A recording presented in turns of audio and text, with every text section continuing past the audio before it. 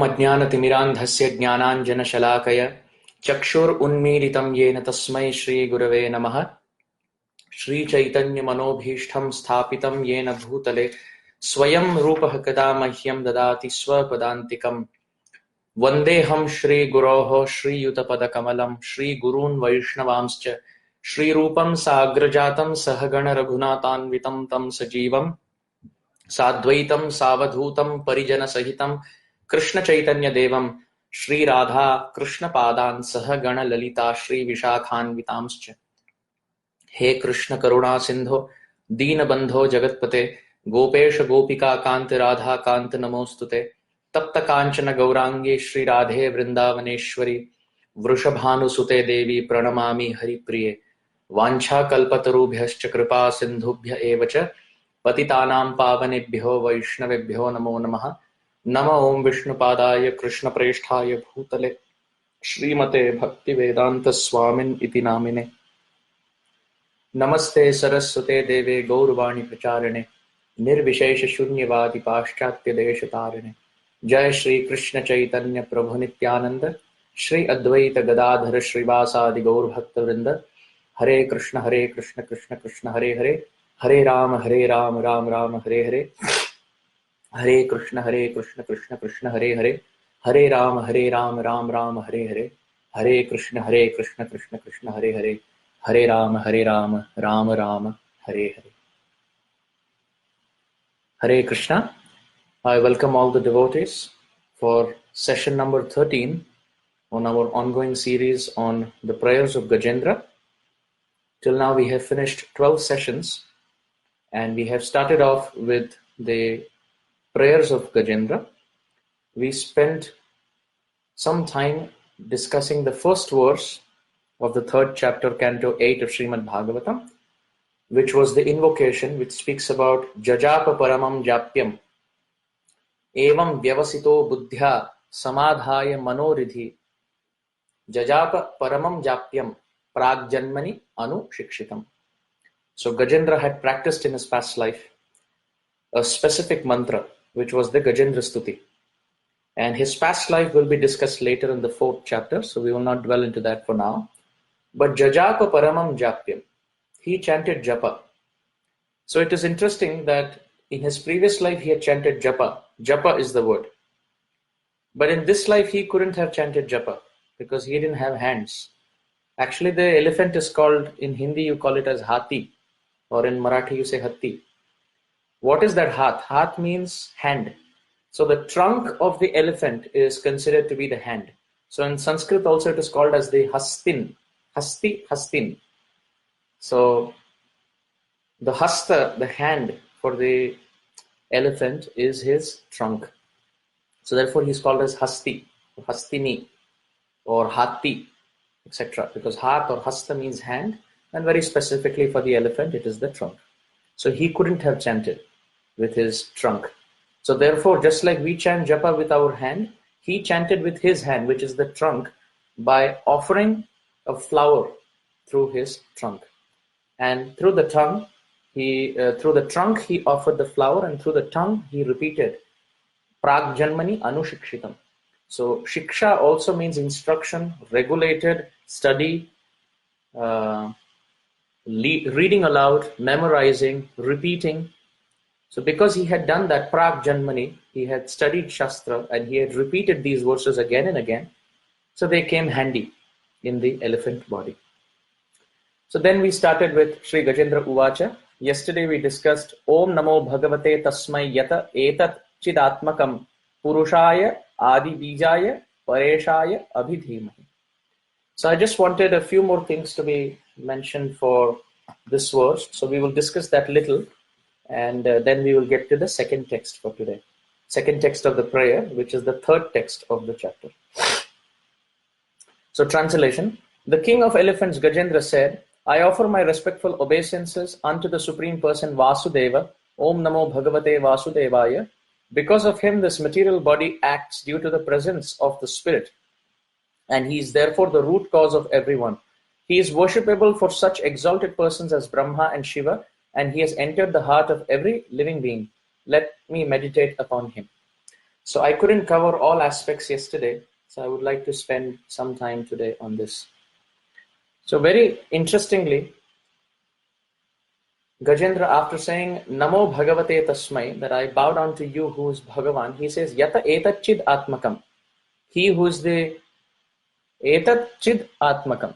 Etat would refer to this body or material things, and Chit would refer to the spiritual things, and Atmakam, he who is the source of everything material and spiritual. Also, he from whom the Atma appears. So, what makes things beautiful in this world? You see, I can love my watch, I can love my phone, I can love my car, but my watch or my phone or my car cannot love me back. Why? Because it cannot have feelings. And why it cannot have feelings? Because there is no Atma. So we end up saying that I love my house, I love my car. But love always means there must be a lover and there must be a beloved. There must be two sides of the story. That is love. So we cannot say that I love material things, because material things, because of absence of Atma, life or consciousness, cannot love us back. So that is why we seek that in relationships in this world. And why do we find people around us attractive and beautiful? It is because of the presence of the Atma. You can say someone is beautiful. You can say someone is wealthy. You can say someone is very strong. You can say someone is very knowledgeable. But all of this makes us attracted because these are the qualities coming from Krishna. He is the source of all beauty, all knowledge. So next time when we see anyone who's beautiful, and our mind and our eyes go there, immediately the intelligence should take over by saying, if this person in the material world is beautiful, what to speak of the Apsaras in heaven, and what to speak of the queens of Dwarka, or let's say the Lakshmis of Vaikuntha, and then the queens of Dwarka, what to speak of the Gopis of Vrindavan, what to speak of Srimati Radharani, what to speak of Sri Krishna. If the beauty in this world itself attracts us, what to speak of Krishna? If Krishna stands in front of us, we will die out of shock, because our body would have hit the maximum threshold that the senses can hold beauty and attractive potency. So we say that these things that we get attracted to, they come from Krishna. Also, ultimately, even if you say that we are attracted to the person, why are we attracted to the person? We are attracted to the person because the Atma is present in the body. And we are not attracted to the body, because if we are attracted to the body, even after the Atma leaves, we should be attracted to that person. But the family is the first one who cremates the body. So everything looks beautiful only when the Atma is present. Think about the flower also. The flower blossoms during the day. And when the Atma leaves and the flower is almost withered away, it's gone. It's no longer beautiful. So in that way, even bodies, they are beautiful and fresh only till the time the Atma is present. So the Atma is one small spark of Krishna's personality, and that keeps things going. So if the Atma is so beautiful, what to speak of the Paramatma? And if Paramatma is so beautiful, what to speak of Bhagavan? And that Bhagavan has been invoked here. So very beautiful description has been given. Yata etachid atmakam. Krishna, it is you who makes everything beautiful. If you take Krishna out of the equation, shunyayitam jagat sarvam govinda virahename. The world is just useless without Krishna. This is why we see those who are in material opulence also. So many of them, they are having so much to enjoy. They are even drinking, smoking, having meat, so many parties. Finally, they feel at one point that there is vacuum in their heart. They're trying so much, but that vacuum of the heart is not being filled. And that is why they come to Krishna consciousness. But seldom do we see someone who's very deep in Krishna consciousness going out, because the taste of Krishna consciousness is such that even if accidentally one slips out, one will eventually come back. So the taste of Krishna consciousness is very sweet. So now the third line, Gajendra says, Purushaya Adi Bijaya. Now the word Purusha is very interesting. Now the word Purusha, very, very interesting, has two components. The first component is Pura. Pura means city. Just like we know in India also we say Nagpur, Kanpur, Jaipur, Udaipur, Jabalpur. So Pur means like Puri, Mathura Puri, Ayodhya Puri, Dwarka Puri means a city. So Pur means city. And Sha means Shayanam, to rest.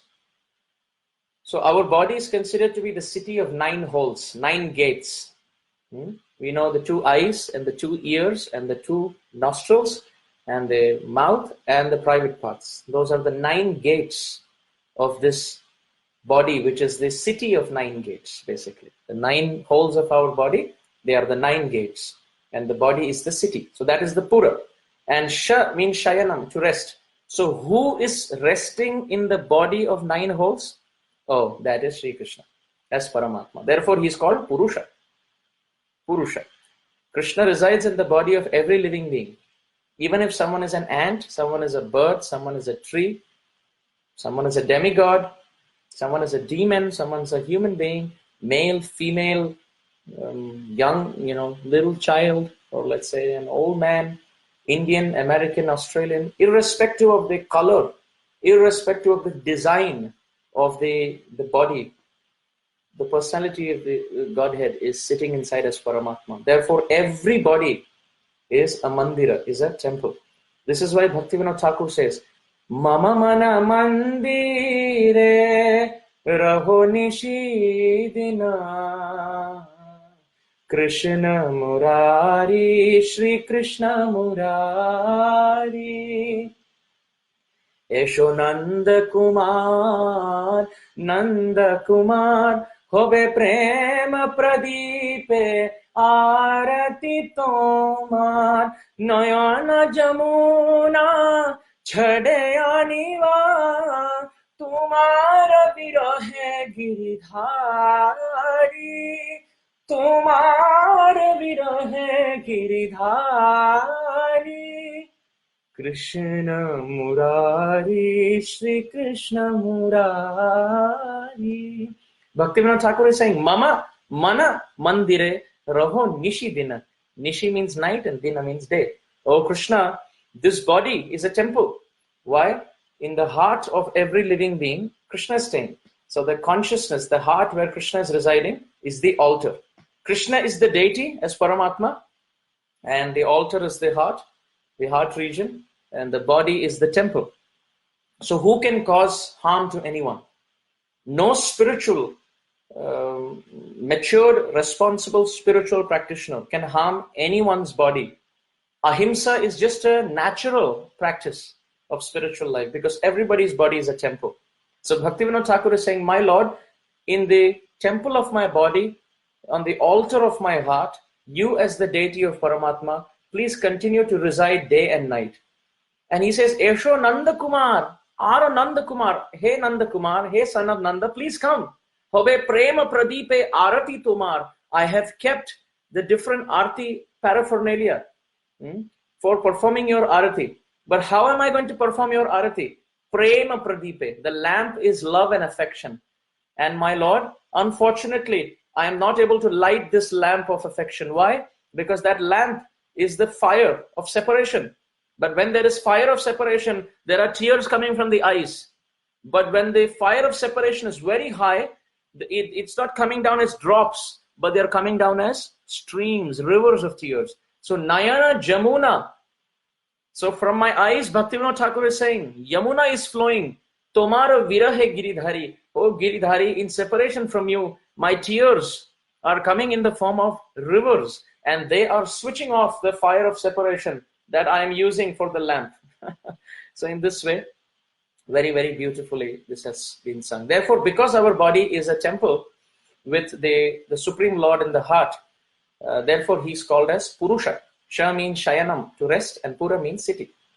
So it's very, very interesting like that. One time Srila Prabhupada was asked, why do you have tilak on your forehead? Prabhupada immediately looked at the church, and on top of the church there was a cross. So Prabhupada said, why do you have a cross on top of the church? So the person said, oh, that is to denote that this whole structure, this whole church belongs to Jesus.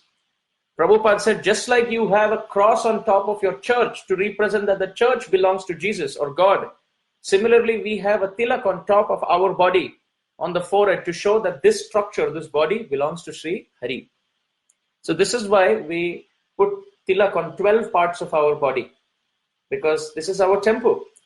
And temple means there must be marking of the Supreme Lord's presence in all 12 parts. So therefore, on the forehead, we say Om Shri Keshavaya Namaha, then Narayanaya Namaha, then Madhavaya Namaha, Govindaya Namaha, Vishnave Namaha, Madhusudanaya Namaha, Trivikramaya Namaha, Vamanaya Namaha, Sridharaya Namaha, Rishikeshaya Namaha, Padmanabhaya Namaha, Damodaraya Namaha, and then on the head, Sri Vasudevaya Namaha.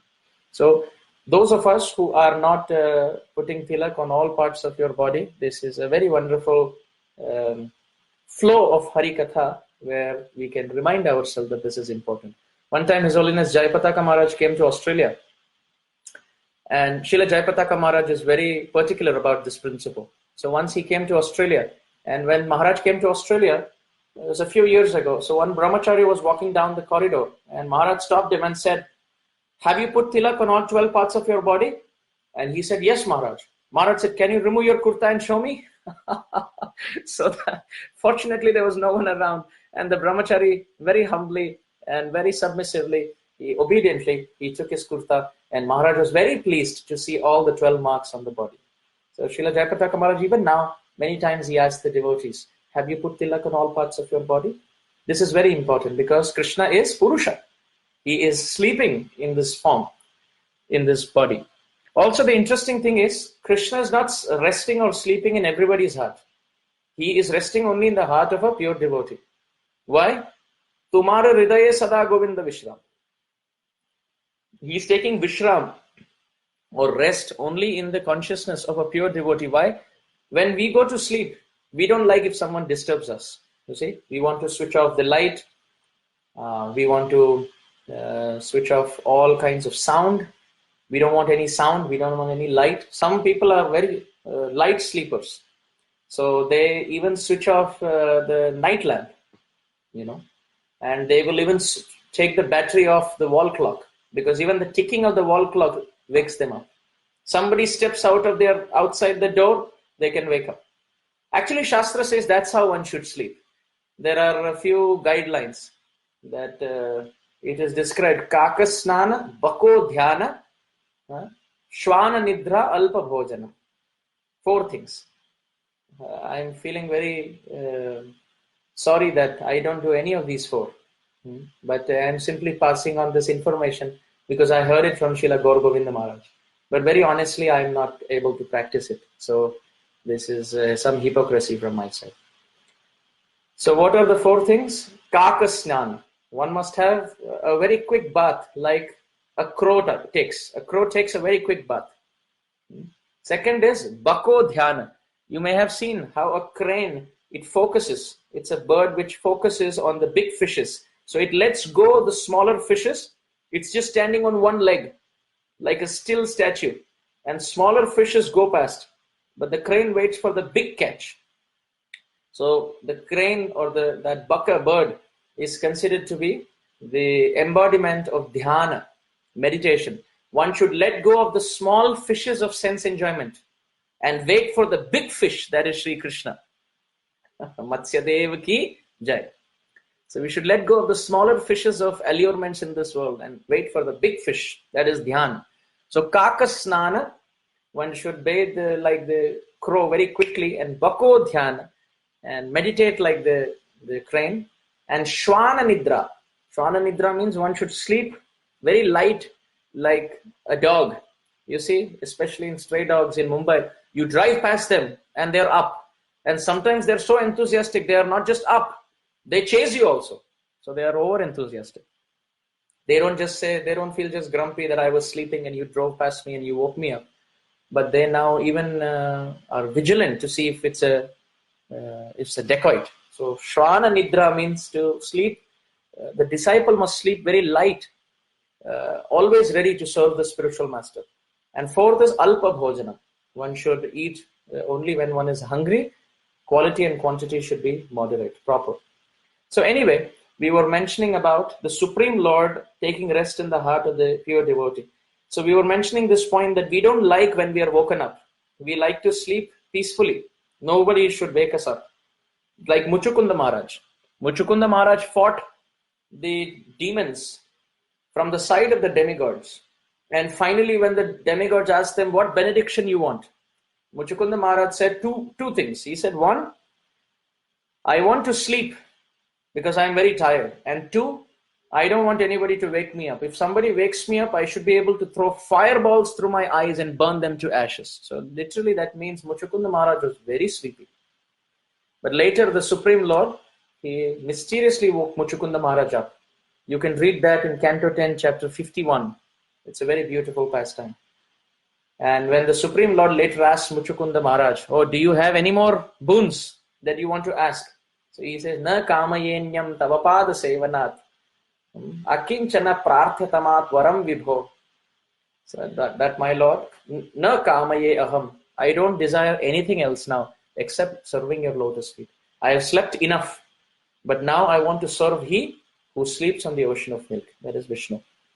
So even we see Kumbhakarna also asking the same benediction, that I want to sleep.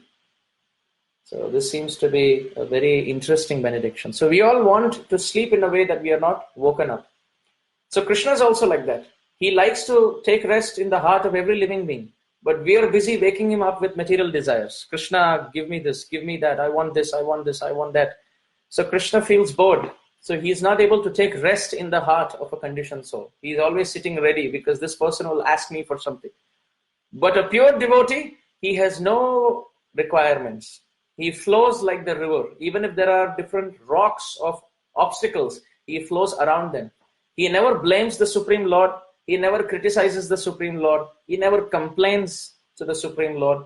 He's always Samadarshinaha. Sama Shatru cha mitre cha yatha manapamanayoho shita ushna sukha dukkheshu. In all situations, santushta satatam yogi, Krishna says in the 12th chapter. He is always satisfied and he never complains. So therefore Krishna can peacefully sleep because the pure devotee doesn't ask or bother Krishna for anything. So anyway, because Krishna sleeps in the consciousness of such pure devotees, he is called as Purusha. Also we see in the Brahma Samhita, he is described as Advaitam Achyutam Anadim Ananta Rupam Adhyam Purana Purusham Nava Yovanam cha. So what does that mean? Purana Purusham Nava Yovanam. It's a very beautiful contrast. Purana means the Puranas and Purusha means the supreme enjoyer, Adi Purusha. So he who's described in the Puranas, so which means he must be very old. That is why in some faiths you see they draw and they depict God to be very old, very weak with wrinkles and white beard also.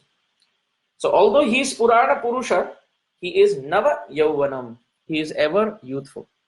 So there is another meaning for the word Purana Purusha. One meaning is he who is described in the Puranas. Another meaning is Pura means city and Ana means to bring. So he who appeared in the city of Mathura, but immediately he was brought to the very beautiful forest, the village of Vrindavan, is Purana, Purana Purusha. So in this way, Gajendra calls out to the Supreme Lord as Purusha, Purushaya. I bow down to that Purusha. So that word we described. And then he says Adi Bijaya. Now this is a very beautiful term. Adi Bijaya. Bija means seed and Adi means origin. So Krishna is the origin for everything. Like for example, in the Bhagavad Gita, Krishna says, Bijam mam sarva bhutanam. So we can say that I came from my father came from his father, his father came from his father. So in this way, who came first? Did the chicken come first or the egg come first? So if the egg came first, it must have come from a chicken. And if the chicken came first, it must have come from an egg. So in this way, we are there in this world because of our parents. Our parents are there because of their parents. Their parents are there because of their parents. And there must be one origin from where everything is coming who doesn't have parents. And that is Adi Bijaya. That is the original seed, Sri Krishna. Therefore, in the Bhagavad Gita, Krishna says, Bijam mam sarva bhutana. I am the seed for the whole creation. Also, he says, Aham bija prada pita. Prada means to give. Da means to give and pra means in a very special way. Aham bija prada pita. I am the seed giving father. Why he is a very special seed giver? Because from one seed comes a tree which has many fruits and those fruits have so many seeds. And all of those seeds are capable enough of creating their own trees, and those trees will now multiply to have many fruits. So one seed can actually give birth to a whole forest. So this is a very interesting seed which comes from Krishna. So he is the origin for everything. Also, the word uh, the word Adi also refers to Madhurya Rasa. Just like in the Bhagavatam we see, it starts with Janmadhyasya yatonvayaditaratas chartheshvabhijñaswarat tene brahmaridaya adikavaye muhyanti yat suraya tejo vari mridam yata vinimayo yatratra sargo mrisha dhamna svena sada nirasta kuhakam satyam param dhimahi. So it starts with Janmadhyasya yataha. Janma Adi Asya Yataha. So Vishwanath Chakravarti Thakur and other acharyas have commented there to say that Adi refers there in the first verse of the Bhagavatam to Madhurya Rasa, Shringar Rasa. Krishna's very beautiful dealings with the gopis of Vrindavan. This is called as Adi Rasa. This is the original Rasa, which includes all other rasas. The elements of Vatsalya Rasa that Krishna shares with Mother Yashoda, and the elements that Krishna shares with his friend Sakhya Rasa, then Dasya Rasa that Krishna shares with his servants, and Shanta Rasa, the sense of neutrality. All of this and way more is present in Madhurya Rasa. So that is the main Rasa of Vrindavan. Parakiya bhave jahan brajete prachar. Jaya jaya ujjwala rasa sarva rasa sar. Parakiya bhave jahan brajete prachar. So ujjwala rasa is Madhurya Rasa. So which personality has the supreme Madhurya Rasa? That is Sri Krishna. Because you see, there are so many jivas who want to have Krishna as their husband. Now Narasimhadev does not open up the option. He has only Lakshmi. So it is Lakshmi Narasimha, Lakshmi Hayagriva, Lakshmi Varaha, Lakshmi Narayana, etc. Ramachandra doesn't open that option because it is only Sita Ram, or to a great extent, maximum Vedavati, who's Chaya Sita, and then Sri Ram. But all of the jivas who want to have Krishna as their husband or their eternal loving master, Krishna opens up this, and this is found in the Srimad Chaitanya, in the Sri Chaitanya Charitamrita very beautifully. Mora putra, mora sakha, mora pranapati, ei bhave jay more kare shuddha bhakti, apana ke bada mane amare samahin, sei bhave hai ami tahar adhin. So in this way it is described that Krishna is saying, Chaitanya Charitamrita, this very beautiful thoughts of Krishna in the 4th chapter, that those who consider me to be their pranapati, their husband or their eternal Lord, ei bhave jay more kare shuddha bhakti, those who perform the shuddha bhakti, desiring me to be their eternal Lord. Krishna is thinking, apana ke bada mane amare samahin se bhave hai ami tahar adhin. I become completely won over by this desire. So therefore, for all jivas who want to have that rasa, Krishna has opened that option. So even the sages in Dandakaranya who wanted to have this beautiful relation with Ramchandra said, in this incarnation it is not possible, but when I appear as Sri Krishna, I will facilitate. So all the Dandakaranya sages, they could manifest their beautiful forms as gopis of Vrindavan. And also the different Shrutis, the different literatures, the Upanishads also, they all wanted to have gopi bhav. They wanted to have the forms of gopis and enter the Rasa Leela. So there are Shruti Chari gopis, there are Dandakaranya gopis, and so many other different kinds of gopis. And Krishna has opened up this. So Adi means Madhurya Rasa, and Bija means seed. So he who is the seed and the complete fructification, fruit of Madhurya Rasa, I bow down to that Supreme Lord. Purushaya Adi Bijaya. Gajendra is saying that in this world, even our wives and our she-elephants and kids are not able to protect. But my Lord, you must be the Supreme Lord because you're maintaining so many spouses at the same time. You are the Supreme Lord. You can maintain everyone. So Adi Bija, you're also the seed for Madhurya Rasa. So that has been described as Adi Bijaya. Also the last line says, Pareshaya Abhi Dhimahi. Abhi Dhimahi means to meditate. As we know the word Dhimahi, we may have heard it in the Gayatri. Dhi, Samadhi, Dhimahi, Dha, Dhatu means to hold, meditate. Abhi Dhimahi. Abhitaha dhimahi, which means completely let me meditate. That is abhidhimahi. So what is pareshaya? So para isha, very beautiful word. Para isha.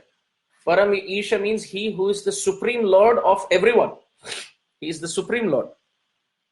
Like for example, in this world we see that the humans are on the top of the so-called food chain. So we are considered to be very powerful people. But how powerful are we? We are not able to stop the bushfires in Australia. We are not able to stop the recent floods in Kerala. We are not able to stop the coronavirus world over. We are not able, we just give names. We just say tsunami, Katrina, and so, Corona. We just give these names and we sit and analyze. But we are not able to do much. Volcanic eruptions are taking place in different parts of the world. We are not able to control. In Mumbai many years ago, we had the famous floods, which was, infamous floods, I should say, because it affected the lives of many. Many wanted to reach home, they couldn't. And even the communication lines got disrupted. And amidst that, all the news reporters were going to people who were almost drowning and asking them, how do you feel while you're, in neck deep water? So all of this was happening. Even Chicago, we say it's a windy city. But when the wind goes haywire, we are not able to control it. We can just give different names, windy city, that's all. But we cannot control anything. We can forget about things outside. We cannot even control. We don't even know how digestion is taking place inside. All that we know is how to take the food from our plate and put it into our mouth and chew. That's all. After that, Govindaya Namo Namaha. Krishna takes care of it. How to convert that into so many different breaking down in our body. We don't even know how complicated, how complex, how wonderfully, intelligently designed our body is. So we cannot control anything. We cannot control absolutely anything. Nothing outside, nothing within. We cannot control things happening in our body even. So similarly, we are, just like we are helpless. But so when we look down, let's say there are some insects or there are some plants or there are some animals, they are even less privileged. So in compared to them, we have some power, but ultimately we are also powerless. But we are subordinate to the demigods who are very, very powerful. But the demigods are also ultimately subordinate to Sri Krishna. So the word paresha, para isha, isha means controlling and para means higher. So he who is a greater controller, even higher than the demigods, is called a paresha. So Gajendra here, he's saying that, my Lord, even these demigods who are now trying to help me, they are also controlled by you. So why should I take help from them? I want to take help from you directly. You are the source of everything. You are the source. Everything comes from you. You are the supreme controller. Like that. Pareshaya abhidhimahi. Actually, when I was growing up, my grandfather would put what was called as the Sri Venkateshwara Suprabhatam. So if there are South Indians who are joining in on the broadcast, you will know it's a very famous chant which every South Indian family would perhaps play. They would play the Venkateshwara Suprabhatam in the morning. That's like saying good morning. Suprabhata. Prabhata means morning and Su means good. So sometimes we think to say good morning is a British thing or an American thing, but it's actually a Vedic thing. And we first come and say good morning to the Supreme Lord. Shri Venkata Chalapate Tava Suprabhatam. Good morning, Supreme Lord. Like that. So in that series that my grandfather would play, there is a very beautiful verse which actually caught my attention in this regard. It says, Seva para Shiva Suresha Krishanu Dharma Raksham Bhunat Pavana Cha Dhanadhiraja Bhaddanjali Pravilasan Nija Shirsha Deshaha Shri Venkata Chalapate Tava Suprabhata. So this is being played in Tirupati every morning. Tirupati is the famous place where Lord Venkateshwara, the Lord Sri Vishnu resides. And he has a very beautiful hope-giving form. He has one hand on almost up to his thigh or his knee. And he has another hand pointing towards his lotus feet. So you can type, for those who haven't seen this form, it's also called Balaji. Very famous. So he's called Venkata Ishwara. Ven means sins. Sarva papani ven prahur. Ven means sins. And kata means to cut, to destroy. So Ishvara means the Lord. So he who is the Lord who can destroy all the sins of his devotees is Venkata Ishvara, Venkateshwara. So he has this very hope-giving form. One hand is on his thigh or on his knees, and another hand is pointing towards his lotus feet, to show that if someone surrenders to his lotus feet, then the ocean of suffering in this material world, which can submerge every living being, becomes only knee-deep. So with the other hand, he's pointing towards he's holding his knee, to show that that ocean of suffering, Samashritaye padapallava plavam Mahatpadam punya yasho murare bhavam vatsa padam param padam yat vipadam natesham. That the great suffering of this world, which is an ocean, can become as insignificant as a muddy pool. You see, sometimes in rainy season, you see the potholes. They are filled with some water pool. Even kids can jump over. So if someone takes shelter of the lotus feet of Venkateshwara, which is pointed by one hand, then the ocean of suffering becomes knee deep. He's holding the knee like that. So anyone can walk through. It becomes like a swimming pool. So there in Tirupati, they came up with this stotra. So one of the verses here that I want to focus is Seva Paraha Shiva Suresha Krishanu Dharma Rakshaha Ambhunata Pavana Dhanadiraja. Many demigods are described. That what happens? Shiva means Lord Shiva. Second, Suresha. Suresha refers to Indra. Third is Krishanu. Krishanu refers to Agni. Dharmarakshaha refers to Yamraj. Ambhunata. Ambhunata is Varuna. Pavana. Pavana is the wind god. Varuna is the water god. Pavana is the wind god. And Dhana Adhiraja. Dhana Adhiraja, the Lord of wealth, that is Kuber. So Lord Shiva, Lord Indra, Agni, Yamaraj, Varuna, Pavana, and Kubera. What do? Seva Paraha. They are very enthusiastic to serve. And in this mood, Baddhanjali, they stand with folded hands, Pravilasan, Nija Shirsha Desha. They hold their hands, they fold their palms, and they offer their heads, offering obeisances at the feet of Venkateshwara, ready to serve. You see, that is the position of the Supreme Lord. Seva Paraha Shiva Suresha Krishanu Dharma Rakshambunata Pavanahcha Dhanadiraja Baddhanjali. Baddha means folded and Anjali means palms. Baddhanjali Pravilasan Nija. Shirsha. Shirsha means head. Like in yoga we know Shirshasana. When you stand on your head, it's called Shirsasana. And Desha, that place, that lotus feet of the Supreme Lord, where they offer their head with folded palms ready to serve. That Supreme Lord, Shri Venkatachalapate, O Lord of the mountain of Venkatagiri, Tava Suprabhatam. Good morning to you. So beautiful Sanskrit poetry. So why are we saying this verse? Because here in this verse it is saying that the Supreme Lord is being served by the demigods. He is being served by all of these great powerful proprietors of this world. Even in the third canto, there is a very, very beautiful verse which talks about this. It says, Kirita Koti Idita Pada Pithaha, that the Supreme Lord's lotus feet,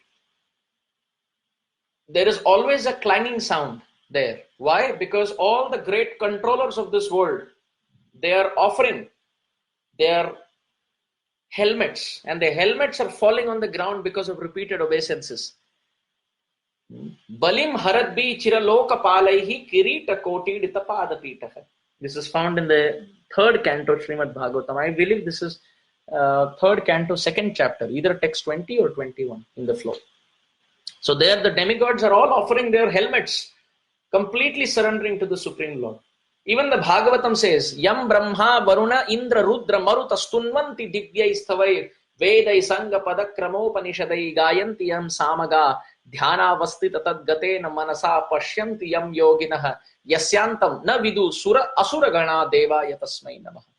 The Supreme Lord has been described as he whose lotus feet is worshipped by Yam Brahma Varuna Indra Rudra Maruta, all these great powerful personalities.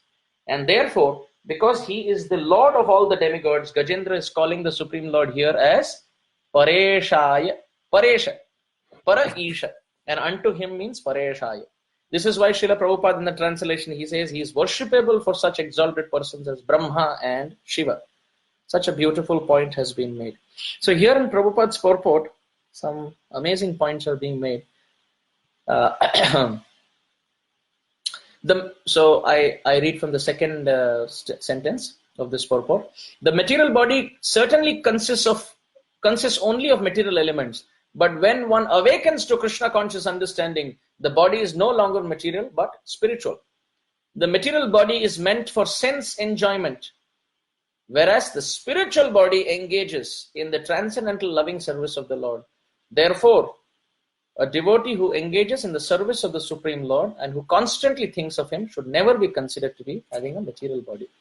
This is very, very important. Yesterday we discussed about this, but the interesting thing is, Prabhupada is making this point that the spiritual body engages in the transcendental loving service, while the material body engages in sense gratification.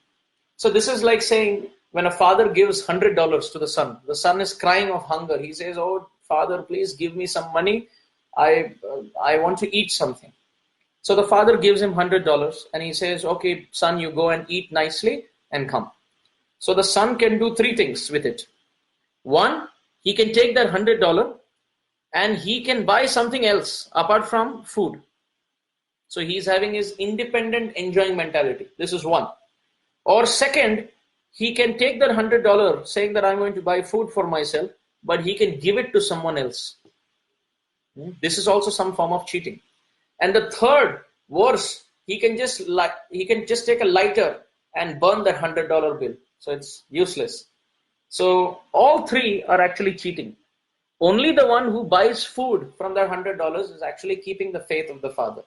Similarly, Krishna has given us, what to speak of $100, he has given us millions and trillions of dollars in the form of invaluable eyes, invaluable ears, invaluable breath, and this whole body is worth even zillions and zillions of dollars put together. You cannot recreate these eyes. You cannot recreate a tongue like this. You cannot recreate these ears. Like we can play artificially. You can make a pacemaker and then you can get some award which beats for a few, for a short duration. But the Supreme Lord makes not just a fake heart. He makes a true heart which feels, which beats for 80, 90 years. How can we repay him? He gives us vocal cords. He gives us a brain to process everything. He gives us such beautiful, intricately designed, hardware in the form of this body. So Father who gives $100 is just a small example, but the Supreme Lord has given invaluable body. So now if we do one of these three things as explained before, if the child takes the $100 from the father and he buys something else, so this means you take this body and you sense gratify. Instead of buying food, which is bhakti, using this body, the $100, if we buy other things, which means you buy things of this world, we have sense gratification. That is first form of cheating. Second form, the son can take the $100 from the father and he can use that $100 for someone else, which means we take this body from Krishna, we become atheistic, and we use this body for family, for society, for country, etc., etc. Different parties saying that I belong to this, so it is my duty to do this for my village, do this for my family, do this for my country, etc. There is a very famous story of Sant Kabir. So Sant Kabir, in his writings, there is a very interesting story that he writes that once upon a time there was a husband who gifted his wife a nice nose ring. And the wife was so happy with the gift that the husband offered that she was constantly looking at herself in the mirror. And as she walked home, she was constantly thinking of her husband who gifted her the nose ring. So Sant Kabir writes that woman had all the time in her life to think about the husband who gave her the nose ring. But she did not have time to think about Krishna, who first of all gave her the nose in which you can put the nose ring. So in this way, one of the three things that we can do, First, we can give the $100 in the form of our body. We can buy things of this world, which means we can have sense gratification. Or second, we can give that $100 to others. We can take it from God and from our Father and give it to others, which means we take this body from Krishna and we give it to people around us in the form of different parties and BJP and Congress, and live and die for that so-called mission. Or third, you can take that $100 from the Father and you can burn it. That is committing suicide. So all these three things are cheating. The best purpose is to take that $100. You've told the Father, this is for buying food. We buy food and you eat. So that brings in faith and satisfaction in the heart of the Father. So this body has been got for serving Him. This has been given for performing bhakti. Sarva upadi vinirmuktam tatparatvena nirmalam rishikena rishikeshasya sevanam bhakti ruchyate. So we know this very famous verse that bhakti means using our senses for the Lord of the senses. So by doing this, we are actually worshipping. So Krishna is the Paresha. He is the Lord of the demigods who's giving us all of these facilities. So I was just trying to elaborate on that one point that Prabhupada is making. You see how deep Prabhupada's purports are? Every line can be elaborated for 15-20 minutes. There is so much practical depth. We can just take that one line and think about it and discuss with devotees, just one line. So in this way, there are so many lines, there are so many purports. This is why Prabhupada said that I live in these books. So whatever question we want, we can sincerely pray and we will get an answer. Actually, in one of the congregations when I visited, I heard the very brilliant story of one devotee. So there is one devotee in one of the congregations who used to come to the temple and he used to cry at the feet of Prabhupada. The deity of Prabhupada is none different from Prabhupada, is always there in all of our ISKCON temples. So this Prabhuji, he would cry at the feet of Prabhupada, saying that I want to preach. Prabhupada, I don't know anything. Please empower me. Please empower me. You are saying that you are there in these books. Please help me. So he would systematically study these books every day and cry. He would come to the temple and get to the deity and he would cry to the feet of Prabhupada. Please empower me. And mysteriously, these books and Prabhupada, through these purports, inspired him to start jail preaching. And you will be amazed to know that this devotee is performing such amazing service in that community. He travels 2-3 hours by drive on the weekends and other times. And he goes and he preaches in the jail. And in fact, even people from the jail have come and taken initiation and surrendered their life to Prabhupada's mission. So in this way, if we are sincere, these books will open up so many different meanings and we will seek so much inspiration. So now we'll take the next verse, which is text 3. Yasmin idam yataschedam yenedam ya idam swayam yosmat parasmat cha paraha tam prapadhye swayam bhuvam. Translation: the Supreme Godhead is the supreme platform on which everything rests, the ingredient by which everything has been produced, and the person who has created and is the only cause of this cosmic manifestation. Nonetheless, he is different from the cause and the result. I surrender unto him, the Supreme Personality of Godhead, who is self-sufficient in everything. So now let's come to the verse again. There are 7 things that are mentioned about the Supreme Lord. So first statement is Yasmin idam. So Yasmin idam. So this is interesting. Yasmin means to rest on something. You see? So in Sanskrit, you have different vibhakti or different cases. You have the nominative case, the accusative case, the instrumental case, the dative case, the ablative case, the genitive case, then locative case and vocative case. 8 cases, which means you can use things in 8 ways. Like, for example, you can talk about someone as the main subject, or you can keep someone as the subject and you can talk about this thing as the object. Or you can say this was done by someone, that is the 3rd usage. Or you can say this was done for him, this is the 4th usage. Then 5th usage, you can say this is coming from him, 5th usage. Then the 6th usage is possessive. The 6th is the genitive or the possessive case, which means the book belongs to him, his book. like that. Now, seventh is the book is on the table. So that shows the location. And the eighth is when you have to call someone. Oh Krishna, Hey Radhe, Hey Hare, like that. That's the vocative. So in this way, there are 8 cases. So why am I saying that? Because it is useful here. Yasmin idam means the locative case has been used. So which means to rest on something, location. So first of all, Yasmin idam means the whole world rests on Krishna. So the location has been shown. What are some examples of that? There are many examples in Shastra. But before that, we will cover all the other phrases also so that we know the perspective. Yasmin idam means the location, which means, oh Krishna, everything rests on you. Yataha cha idam, which means everything comes from you. Yena idam, which means everything is done by you. Yaha idam swayam, which means all of this is you. And yaha asmat parasmat, which means all of the things that are happening in this world, the cause and the effect is coming from you, or you are the one. And cha paraha, yet at the same time, you are not bound in it, you live somewhere else, you are transcendental. And tam prapadhye, I bow down to you. 7th, swayam bhuvam, you are the cause of everything, but you don't have a seed cause which is controlling you. So 7 different phrases have been used. I'll quickly repeat. Yasmin idam means the whole world rests on you. So that is the location.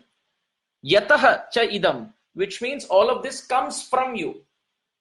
First is the universe rests on you. Second, the universe comes from you. Third, yena idam. Yena idam means this is done by you. This is made by you, manifested by you. Yaha idam swayam. Actually, this manifestation is your energy only. You only are expanding. Eko ham bahu syam. Eko bahunam yo vidadhati kaman. So you are only expanding. And 5th is yaha asmat parasmat. You are the cause for everything in this world and the effects that are created by it. 6th, cha paraha. But still you are not entangled in this world. You live in Goloka. You are completely different. Your workings are going on there. And the 7th, swayam bhuvam. Swayam. Swayam means by own. And bhu, swayam bhu. Bhu means to exist. Bhu bhava. Swayam bhuvam. That you are by yourself. You don't depend on anyone. You're independent and you're causeless. So these are 7 terms.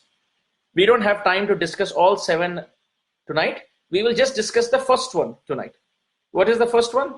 The first one is Yasmin idam, which means, my Lord, all the universes rest on you. So the classic example of that we see is in the Bhagavatam. We see that when Mother Yashoda got this complaint that, oh Maya, your Lala Sri Krishna has eaten dirt. So Mother Yashoda would always get complaints from the gopis that he would eat butter from the neighbor's house. And Mother Yashoda did not have much worry about it, because till the time my son is eating something good, I have no problem. The problem maybe he's eating it from the wrong place. But the problem was not that he was eating a wrong thing. But now the tables turned. Mother Yashoda told him, don't eat anything outside. Whatever you want, you eat at home. So now he was sitting in the courtyard of the same house and he started eating mud. So before the place was wrong, but the substance was right. Now the place is right, but the substance is wrong. And between the two, Mother Yashoda preferred stealing butter, because at least it nourishes you. The maximum that can happen is Krishna can get a little fatter, but that's cute. But here Krishna is eating mud, and the mud may have the stool and urine of some animals, or it may have some poison. Let's say Putana left, so some drops of poison may be there still. So why did you eat? So this is being discussed in the 8th chapter of 10th canto. So before, the gopis complained about the Navanita Taskara, Vraje Prasiddham Navanita Chauram, about the butter stealing pastime. But now the tables are turning and the gopas are coming and complaining that, oh Maya, you are so proud about your son. But look, he is eating the wrong thing, even if it is in the right place. He is eating mud. So Mother Yashoda ran there. And Shukdev Goswami says, why did Mother Yashoda run?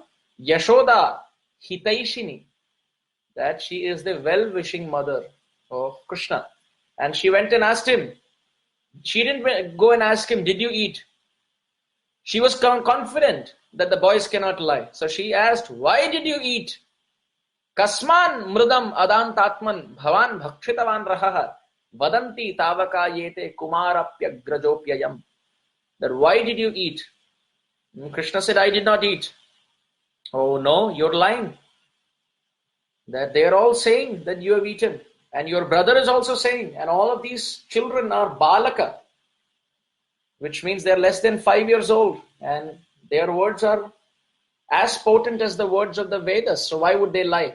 To it confidently Krishna said, Naham bhakshitavan amba sarve mithya bisamshinaha yadi satya girastarhi samaksham pashyame mukham. O my mother, na aham bhakshitavan amba. O mother, I have not eaten. He started the word with na, which means no, mother, no, it's impossible. I have not eaten. Then what about all of them? Oh, sarve mithya visamshinaha. They are all liars. No one knows to speak the truth. Yadi satya girahastari. Oh mother, if you want to know who has the truthful tongue, you see the word giri has been used. Gir has been used for the tongue. Krishneti yasya giritam manasadriyeta in the Upadeshamrita. Rupa Goswami says, on whose tongue the word Krishna comes, we should respect accordingly, like that. So yadi satya girastarhi. Oh mother, if you want to know who has the truthful tongue, samaksham pashyame mukham. Look into my mouth. Krishna thought, if he tells his mother, oh mother, no, please don't look, then the doubt increases. No, why are you hiding? You must have eaten. But if he confidently says, oh, if you want, you look in, then the mother may have a second thought. Oh, if he's so confident, he may not have eaten. And she may let go. But she is the mother of the Supreme Personality of Godhead. So even Krishna's plans fail at Mother Yashoda's feet. So she said, open your mouth. And as she said, open your mouth, Krishna tricked Mother Yashoda by showing the whole universe in his mouth. So it's interesting. Yasmin idam. Gajendra is saying, my Lord, everything rests in you. So where is everything resting? In Krishna's belly. What is seen in the mouth doesn't stay in the mouth. It goes down to the belly. So Mother Yashoda saw in Krishna's mouth the whole creation. And she saw herself also looking into Krishna's mouth. So as we were mentioning previously, that she was very bewildered. Very, very bewildered. So all those universes which are there in Krishna's body, where are they? Yasmin idam. They live in Krishna's body. This is why when Krishna was dancing on the hoods of Kaliya, Kaliya's head was smashed and there was blood oozing out. And, Kaliya looked at Krishna and he said, what do you eat for breakfast? How are you so heavy? Why was he feeling the weight? Because he was feeling the weight because the person who was dancing on his head is the one who holds all the universes in his belly. So you can imagine the weight of all universes was coming on the hoods of Kaliya. One Acharya, he comments that Krishna, who holds all the universes in his belly, wanted to dance on the hoods of Ananta because Ananta has past habit of holding all the universes in his head. But what to do? That day was Ananta, that is Balaram's birthday. So he could not participate. Therefore, Krishna had to pick another snake from the same family and it happened to be Kaliya. So Kaliya, his head was smashed and there was blood all over the place because the hard hitting of the weight of all the universes in Krishna's belly that took a toll on Kaliya's body. So in this way we see so many examples have been mentioned where Krishna has all the universes in his belly. Third example we see when Putana came to see Krishna, she was looking at Krishna but Krishna closed his eyes. And the Acharyas describe one of the reasons why Krishna closed his eyes is because the different jivas in the different universes in Krishna's body, they started trembling in fear. Krishna, she has poison. You will suck the poison, nothing will happen to you. But when the poison comes down your throat, it will come to all these universes and we will die. So Krishna closed his eyes and rubbed his belly to pacify all the jivas in all the universes in his body to say, don't worry, I will accept the poison, but it will be inconceivable. You will not get it. I will just take the milk and purify her and I will pray to Lord Shiva that he comes and takes his share of the poison. So those poison particles will not touch you. This is why Krishna closed his eyes to pacify all the jivas in all the universes in his body. So that is another proof that all the universes live in Krishna's body. Also, we see that in Ramchandra's pastimes, when Ramchandra decided to shoot the arrow at the chest of Ravana, he thought, if I shoot the arrow on the chest of Ravana, this is a big problem, because in the chest of Ravana is his heart, and in the heart of Ravana is Mother Sita, and in the heart of Mother Sita is Ram, that's me, and in my heart are all the universes. So if I shoot the arrow in the heart of Ravana, I am actually hurting all the universes which are actually present in my body. Therefore, he decided to realign his target, and he shot at the belly of Ravana, where the Amrita Kunda was there, the immortality, the presence of nectar. And that's how, when that oozed out, Ravana was dead. So in this way, there are so many different examples we see why Krishna is explained here as Yasmin Idam, that all the universes rest in you. This is one more reason why Krishna is called Jana Nivasa. Jana Nivasa. Jana means people, and Nivasa means to reside. So one meaning is, Krishna, you reside in the hearts of all living beings as Paramatma. But another meaning is, all the living beings, Jana, they reside in your body in the form of universes. So therefore, Gajendra is calling out, my Lord, I am one of those jivas in one of the universes, ultimately belonging to your body. So by protecting me, you are doing good to yourself. So Gajendra is saying, Yasmin Idam, my Lord, ultimately even I rest in you. I perform services like that. So please kindly protect me. So in this way, the first invocation of Yasmin Idam has been used by Gajendra. Tomorrow evening, when we continue, we will see the other phrases, the other 6 aspects very quickly, and then we'll move on to our discussion on other prayers of this pastime. Please stay tuned. We go 7 to 8 Eastern Standard Time on the same Facebook broadcast profile every evening, discussing these very beautiful prayers of Gajendra during our closed door lockdown period. There is Corona outside, but there is Bhagavad Karuna within. Thank you so much for joining in day after day, and by your presence, I feel very inspired to offer service. I really want to thank all the devotees for participating. I especially want to thank ISKCON Atlanta. I want to thank Adi Gadadhar Prabhu for kindly facilitating this beautiful broadcast, and all the wonderful devotees who are enthusiastically spreading your enthusiasm and eagerness to hear through your presence online. Vancha kalpatarubhyascha kripa sindhubhya evacha patitanam pavanebhyo vaishnavebhyo namo namaha. Srila Prabhupada ki jai. Gaur Premanande. Hari Hari Bol.